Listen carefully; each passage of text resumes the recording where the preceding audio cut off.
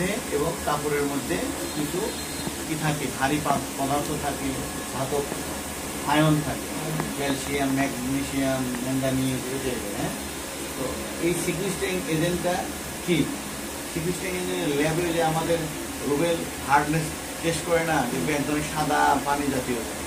এই সিকুইস্টিংটা কি? এই সিকুইস্টিংটা তোমরা তোমাদের বাসা বাড়িতেও পাও।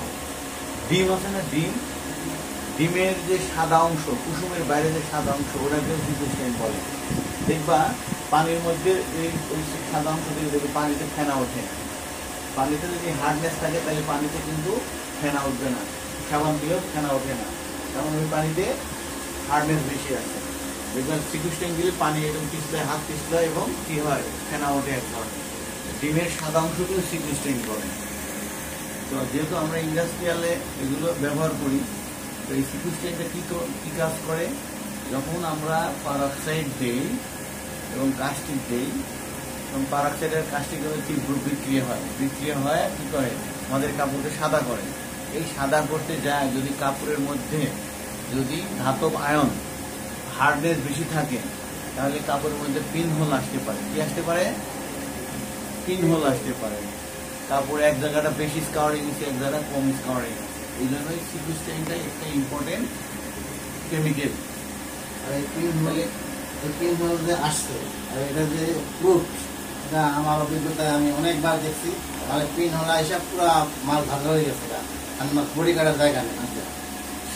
পারঅক্সাইড, হাইড্রোজেন পারঅক্সাইডটা তুমি বিশ্বাস কর, হাইড্রোজেন পারঅক্সাইড তীব্র বিক্রিয়া করে। পারঅক্সাইডের মধ্যে যদি তুমি আয়রনের একটা টুকরা দাও, আয়রনের লোহা, সাথে পারঅক্সাইড নষ্ট হয়ে যাবে, ড্যামেজ হয়ে যাবে, দ্রুত ডিকম্পোজ হয়। এখন এই সিকুইস্টিংটা দিলে কি হয়? সিকুইস্টিংটা ওদের সাথে রিয়াকশন করে হার্ডনেসটাকে আমাদের যাতে, বিশেষ করে হোয়াইট কাপড় এবং ডার্ক কালারগুলোতে, ডার্ক কালারতে হোয়াইট স্ক্রিনগুলো আসে, আর হোয়াইটে এগুলো সাধারণত পিন হোল আসে। তো এই পিন হোল যাতে না আসে, কাজে এই জন্য আমরা সিকুইস্টিংটা ব্যবহার করব। এখন তোমাদের কেউ যদি প্রশ্ন করে যে সিকুইস্টিংটা কেন এতটা ইম্পর্টেন্ট, এখন তো বোঝা গেছে কিভাবে কাজ করে।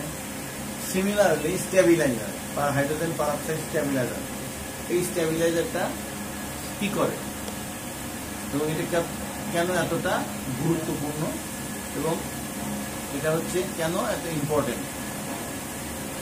ঠিক আছে, হাইড্রোজেন পারঅক্সাইড স্টেবিলাইজার, অর্থাৎ স্টেবিলাইজার মানে এটাকে নিয়ন্ত্রণ করে। স্টেবিলাইজার আমাদের যেমন ফ্রিজের স্টেবিলাইজার আছে, এটাকে আর একটা নাম আমরা বলতে পারি রেগুলেটর।